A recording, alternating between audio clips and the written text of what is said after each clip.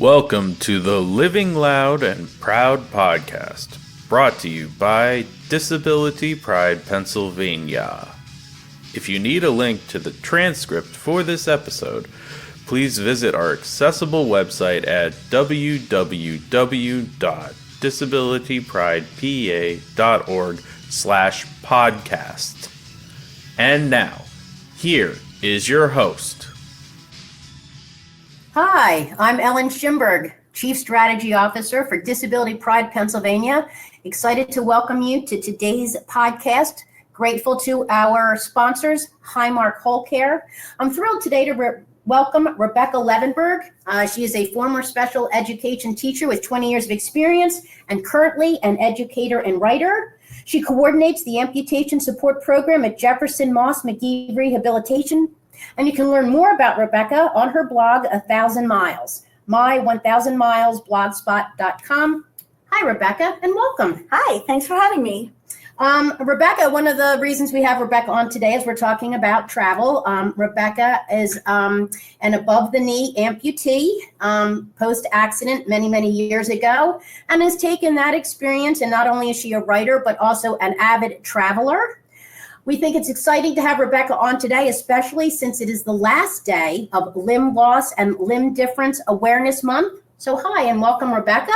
Hi, thank you. What we really are going to be talking about today is redefining accessible travel. Rebecca is an avid traveler and tourist, and we want to talk about what it looks like to travel when you need sort of adaptations and some special treatment. So, Rebecca, thank you. One of the things I want to ask you about is what kind of experiences did you have traveling prior to your amputation? So I grew up traveling with my family. I'm the oldest of 6 siblings, and my parents, I was lucky enough to go on a lot of cool family vacations. We drove to Canada one time from our home outside of Philadelphia. We flew to Los Angeles for the 1984 Olympics. We went to the Grand Canyon. And we even with all those siblings, we often traveled with another family that had 3 kids. So sometimes we had 13 people traveling together. So I grew up kind of loving travel. Even though as a kid, one of my favorite things was the hotel pool. So we were always like, can we go back to the hotel now? Like all kids. But as I became an adult, I was a teacher, so I chaperoned a lot of school field trips. I started traveling with friends or alone. I went to school in Chicago, so I did a lot of traveling back and forth from the East Coast to the Midwest. And really, before my amputation, I could travel kind of anywhere, anytime. So my sister lives in Vermont, and often she would call me, she wanted help with something, or she just felt like a visit. So I would just hop in the car and drive up there, 8 hours each way for a weekend. And really, I just enjoyed traveling, anywhere, road trips, on a plane. And the highlight, one of the highlights of my travel career before my amputation was driving cross country with a friend of mine after college. And we spent 8 weeks putting 10,500 miles on my mom's minivan. And as we drove cross country together and had lots of adventures, we hiked a lot of national parks. And in my later adult years, I would say, in my 40s, I became interested in solo travel, which I had never really done that much of.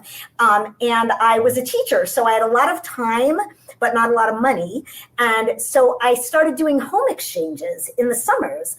So when I was off in the summer, I would put my own home, which was a row house in South Philly, up for exchange. And for 2 summers in a row, actually the 2 summers prior to the accident that led to my amputation, I traveled to France, one time to Provence and one time to Bordeaux.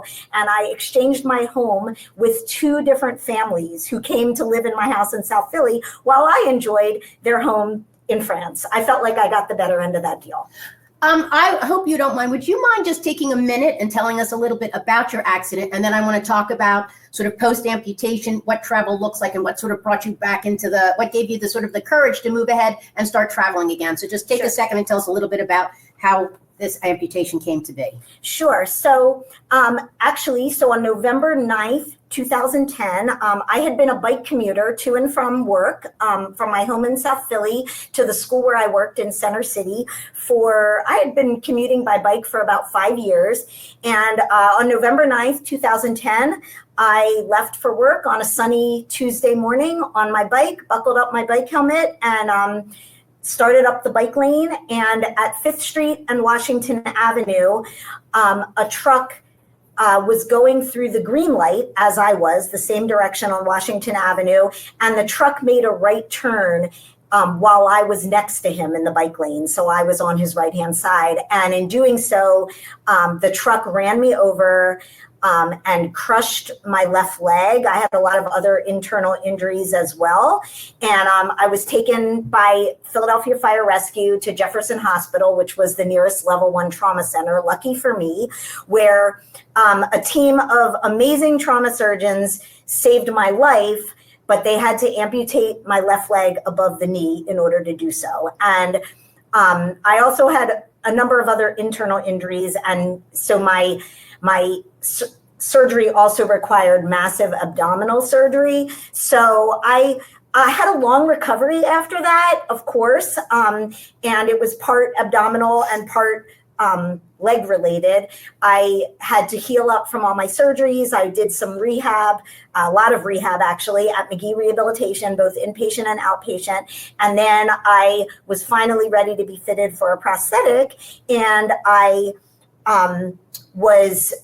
had to do prosthetic training to learn to walk again. And so that was a very long journey. I would say I had about 2 years where my health was very unstable and had to return to the hospital a number of times. But eventually I regained, my independence, and life is not the same now. But it does hold a lot of joy, and it has a lot of good things about it as well. How soon after your accident did you start thinking about travel again, and why was it important for you to return, to travel even as an amputee? So interestingly, when I had my accident, which was in November of 2010, I had been in France, in Bordeaux, on a home exchange. In Bordeaux the summer before that, and in Provence the summer before that. And I had written an article for the Philadelphia Inquirer about my travels and my home exchange and the people that I met, the families that I became close to as a result of that. And that article was published while I was in the hospital from my accident. So it was kind of a joke, not a joke that was funny, but my parents hung it on the door of my hospital room, and my doctors would walk in and say, "Wow, you've been busy while you're recovering." But in reality, my first thoughts about travel were that my traveling life was over. And that was really, one of my biggest fears after my amputation. And in so many ways, I had no idea how my life was going to go on. I had been a very physically active and physically fit and healthy person. And now I was very much the opposite of that. And so I just worried that my traveling days and my independence were over. So what sort of spurred you to go take that chance and go back into traveling, and how do you do it? So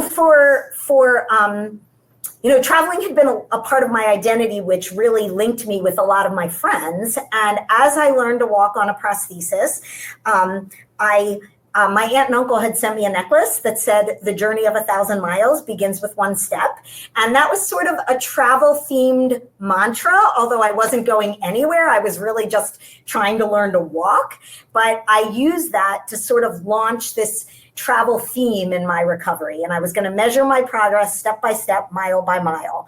And I started a blog to document that progress. And some of my friends they were kind of inspired by my blog maybe, and just inspired by some of the travels we had had together in the past. And two of my really good friends invited me to go to Maine with them for the weekend. And this was my first summer on a prosthetic. I'd been walking for about maybe 4 months, just finished using a cane, just started walking unassisted.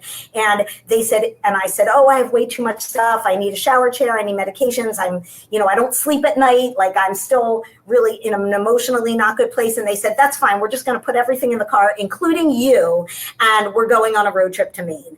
And so we did that, and we spent a weekend in Maine, and it was difficult, but I realized it was possible.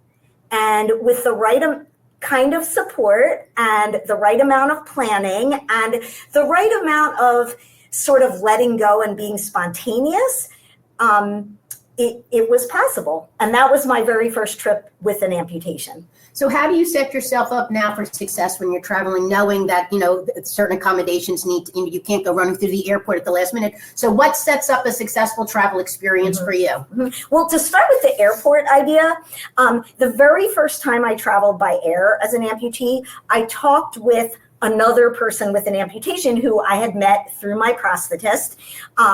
And he's an Army guy, so like super in good shape and healthy, but a bilateral amputee. And he walked amazingly. He rode a bike. He did all these things that I wanted to do eventually. And I was a very beginning walker, but I knew that he had recently traveled overseas as an amputee. And so I said to him, like, do you have any tips? I'm flying to Chicago for my college reunion, and my parents are going with me, but I've never been on a plane with my prosthetic. What do I do?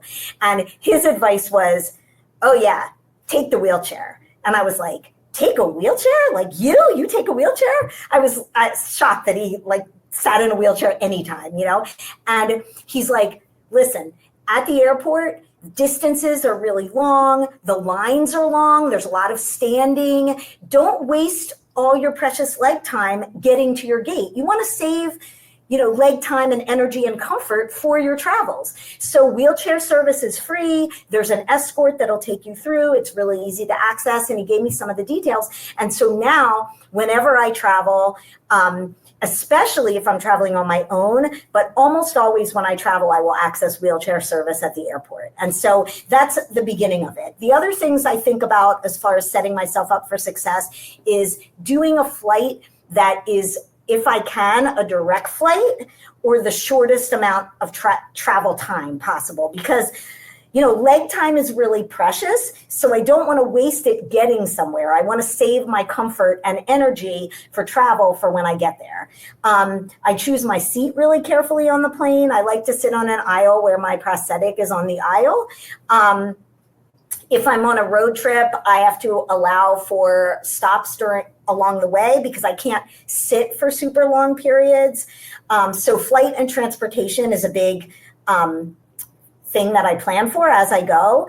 Another thing I do is I think, a lot of people like trips where they see lots of places in a short period of time. And I prefer to stay in one place for a longer time. So switching to a new hotel room every night is really difficult for me because accessibility and layout of my living space is really important. And it requires adaptation. So if I'm not in my home space, I have to adapt to a new space. So maybe that means setting up the bathroom. Maybe that means like getting from the bedroom to the bathroom on my crutches at night when I take off my leg. Maybe that means accounting for my digestion because I still do have chronic digestive issues as well that I deal with from all my abdominal surgeries. And so staying in a place that has a kitchen where I can get my own food and kind of eat breakfast at home. So I have more of a calm morning instead of rushing out in the morning. Things like that are really important to me.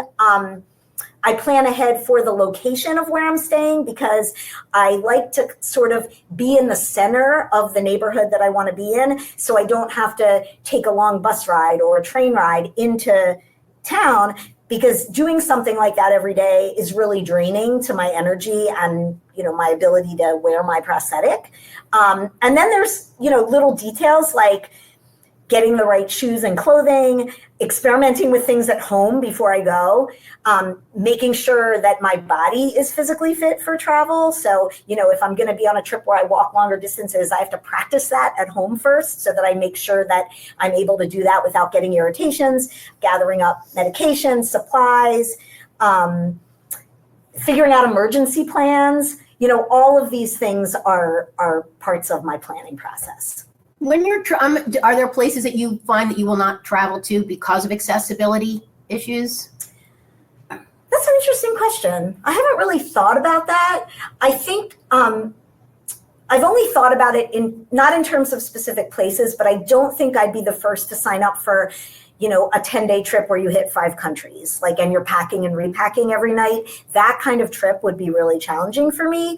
At this point, my needs change over time. I get better at different things, and you don't know till you try. So it's what works for me may not work for somebody else. What are some of your biggest challenges when you're traveling? So I guess I've sort of alluded, one of them is that, I have this visible disability, which is I'm an above the knee amputee. I wear a prosthetic pretty much full time, as much as I can. When I'm not wearing my prosthetic, I use forearm crutches. So there's mobility needs, but that also impacts my ability to carry a lot of bags, or my ability to go up and down stairs. And it's not that I can't do those things ever. It's that I do them in a sort of limited, modified way. And then I have this invisible disability, which is my mysterious digestive system that works a lot of the time and doesn't work some of the time. And it's sort of unpredictable. So while my leg problems create a challenge that's more tangible and has solutions where I kind of know what my tools are, and I can dial back or use the right tools to get myself more mobile again if I need to. My abdominal problems are a little more mysterious, and they can spiral into an emergency, which makes it adds a lot of anxiety to my travel. So I think the worry and anxiety that's involved when you travel with chronic health conditions or disability is sort of magnified in some ways. Sometimes there's pain involved, which sort of magnifies things. And then there's the factor of doing too much or becoming exhausted during travel. Does the access to medical help in other countries impact your decision about where you're traveling to? Do you sort of research hospitals and doctors? Do you let your doctors know where you're traveling to? I mean, what does the coordination look like, considering that something may come up, especially gastrically, while you're traveling? Yeah, that's great. Great question. So within the United States, I don't worry about it too much, because I feel wherever I go, healthcare, I could find adequate healthcare for if I do have an abdominal emergency. When I travel overseas, I do alert my doctors, and basically I say, if you get an unusual number on your work cell phone, can you please answer? Because it's probably a hospital in France or something like that. And I do usually, if I'm traveling overseas especially, check where the nearest hospital is, only because my problems are such that, I sort of know what's happening when it's happening. So I most likely wouldn't need to call for an ambulance, but I could kind of take an Uber to the nearest emergency room if I needed to. So I do think about that. I also have learned, in the more recent years, since I've started traveling overseas when I can, is that traveler's insurance is super important for medical care overseas, because my U.S. health insurance will not pay for my medical care overseas, or sometimes it will reimburse me but not pay directly, so I will have to shell out money. So it's traveler's insurance really comes in handy for that kind of thing. I would say that, one of the questions I have is, so that if you plan an overseas trip, do you book longer than, maybe the typical 1 week to give yourself a chance to adjust when you get there? Do you give yourself time, or do you jump right into, your plane lands and you're off and running onto the activity? Yeah, it's not so much how long I go for, as much as how I pace while I'm there. So if I go for, we don't all have a ton of luxury time to travel. So, if I go on a trip for 6 days, and I'm going to, a lot of times when you travel from the United States to a European country, you travel overnight, so you get there the next morning. So pretty much that day needs to be a restful day, because I've been wearing my prosthetic on an overnight flight, which is way longer than I normally wear it from home at home. So I think it's more about pacing. So I don't get right into it, basically. I have to get a day to sort of get my bearings where I am, maybe find the nearest supermarket, get some food. I don't just land and hit the ground running. I am curious why is it easier to travel with the prosthetic leg, or is it easier to not have what would be the difference? Yeah, I think it depends It depends on what kind of amputation you have and how your prosthetic, your suspension system is and things like that. For me, specifically, individually, I have a lot of volume change in my residual limb, which affects the fit of my prosthetic. So also, I'm an above the knee amputee, so my prosthetic comes up to my hip. So it's not real easy to take on and off in a airplane seat, for example, where maybe a person with a below knee amputation, even if they're wearing jeans, they can just kind of pop it off and pop it back on. So for me, the air pressure change on the plane creates changes in my body. And in fact, that happens to a lot of us. Like some people notice like their fingers or their feet might swell on an airplane, on a long airplane flight or something like that. So it's easier for me. And this was part of the advice that my friend gave me on my very first airplane trip. He told me to leave my prosthetic on if I could, because it's less complicated that way. You don't want to get in a position where you might take it off and then not be able to get it back on at the end of the flight. Or how do you get around the flight if you have your prosthetic off? How do you get to the bathroom? Things like that. I always carry my crutches with me and put them in the overhead bin. So, and that's an important thing for people with disabilities to know, is that any medically related equipment you can bring on the plane with you, and it does not count as baggage. So if you have something that's medically necessary. Aisle or window? Aisle for me. But whoever I'm traveling with, and this gets into like how I travel, right. Whoever I'm traveling with usually likes a window, and I have to often stand up during the flight because I can't sit for too long. So I never mind letting the person out when they need to, take a break from sitting. That is, what do you define as accessibility when you're traveling? What are the things that you look for in other locations that might not be obvious to the rest of us? Mm-hmm. So I think in terms of accessibility, it's such a big word, and it encompasses so much, and it honestly means different things for different people. So there's no like hard and fast rule, like this is accessible, this is not. So I sort of define accessible for myself as a compatibility between my needs and what the environment offers. So, for example, that's part physical, right? So I'd like to stay in a place where I don't have to climb 3 flights of steps every time I go in or out. So if it has an elevator, that makes it more accessible for me. I like a certain setup for the bathroom that makes it more accessible for me. Proximity to the area where I want to visit, that makes it more accessible for me. When I go out, one thing that makes my life more accessible is I always carry a backpack, and it has my leg supplies and my water bottle. And so in case of emergency, I have things with me and some medication.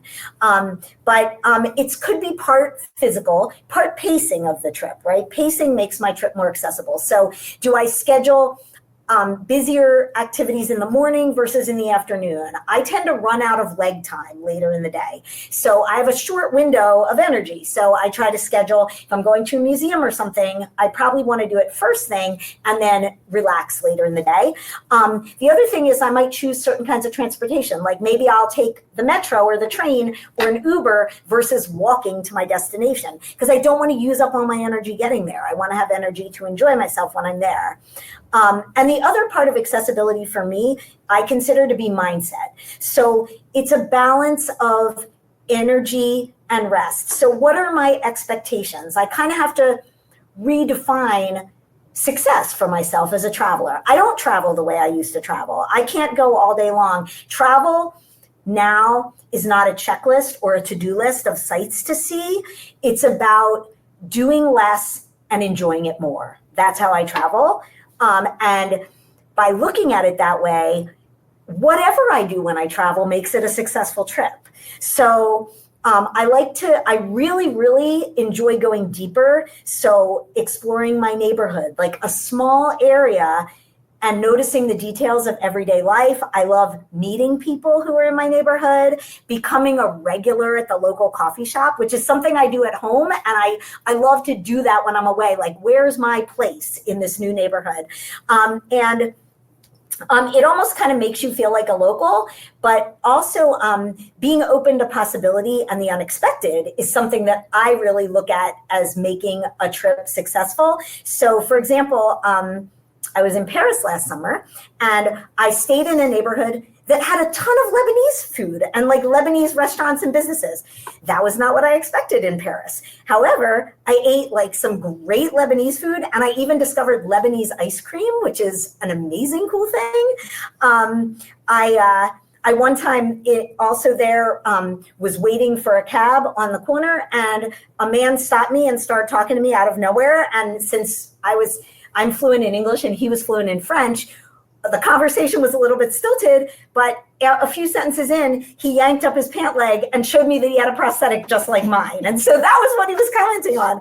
And, it was so cool. Like, you have to, when I slow down, it makes it possible for those things to happen. So there's benefits of going at my own speed. One of my most exciting things in a new place is going to the supermarket. I love being part of that, or going to, visiting the local library, seeing what everyday people do, watching kids go to school, wait for their school bus, or ride to school. In Copenhagen, they ride to school on the front of their parents' bicycles, even in the snow. So it's just, for me, accessibility means traveling the way I need to travel and still having an amazing time. I actually have a few more questions. One is, what advice would you have for aspiring travelers, especially those with disabilities? I would say we're all different and we all have different needs. And so accessibility is going to mean something different to another traveler than it means to me. And so they're going to have different physical needs, pacing needs, maybe adapting a different kind of mindset than I adapt. So my advice would be, some things that have worked for me are talking to others who have similar needs but are ahead of you in the process. So when I wanted to learn to travel as a person with an amputation, I talked to other people who know how to travel with amputation. And since I've become a traveler, I've had newer people with amputations ask me about traveling as an amputee. So that's really cool. I also would advise people to think about what works for them at home and then try to replicate aspects of that when you're away from home. So, for example, for me, not overwearing my leg really works for me at home. So I have to pace my amount of leg time in a day. So that will predict, that will influence what flight I choose to take, the shortest flight, or how I schedule my days when I'm out and about in a foreign city. Also, taking a morning walk is something that I really treasure at home, and it helps me make sure my prosthetic is fitting. Walking more helps your digestion. And so that's something I try to replicate when I travel. I can't always replicate it, but those are some pieces of my life at home that I try to, bring in when I travel. And so think of what works for you at home, aspects of your routine, and try to incorporate that. And then my last piece of advice is go ahead and plan. The planning process is all part of the fun. As soon as you start thinking about a trip, or, picking up a guidebook, or talking to people who travel because you want to travel, or looking at sources online, that's all, you're already traveling in your mind. And so I would just encourage people to go ahead and start planning. And, if you want to do it, you can do it. You just have to figure out a way how. And I'm asking this question because you and I traveled with you for the first time. It was eye-opening for me. We had gotten to the Airbnb ahead of time, and I picked a space for you that I thought was perfect. And clearly it wasn't. So I guess my question is, what's the best way someone can travel with you? How does your travel partner provide support, and what do you look for in a travel partner? Mm-hmm. Well, I will say to that, we actually had a really nice weekend up in the Catskills in New York with two other friends at an Airbnb. And I would say it's the thought that counts. So thank you they got up there ahead of me, and I was running behind as usual because I had difficulties with my leg on the day that they were leaving. So part of adaptability is you go when you can go. And so I left a day later and came up to the Airbnb. But I appreciate you thinking ahead about what I might need. And my advice is just that, I know what I need, so I'll let you know. And I will be truthful about what will work and what won't work. And there's no offense if I opt out of an activity that you've chosen because it doesn't work for me at that time, or I'm already on overload for the day. So often we didn't talk about this, but I really prefer traveling with a partner, like a travel buddy or a friend or, anyone who wants to enjoy the same place I'm going, even if we don't spend every minute together. And so it's okay if you want to do something that I don't want to do right at that moment. And it's okay if I want to do something that you don't want to do. So both of us, if both of us can be flexible and adaptable, I would say, that's the best case scenario. And when leg issues and other issues happen, which inevitably they will, we will both get some laughs and, kind of take things lightly. And the other thing I would say is, everyone I've traveled with also has their own issues. And so I'm not the only one who has needs when they travel.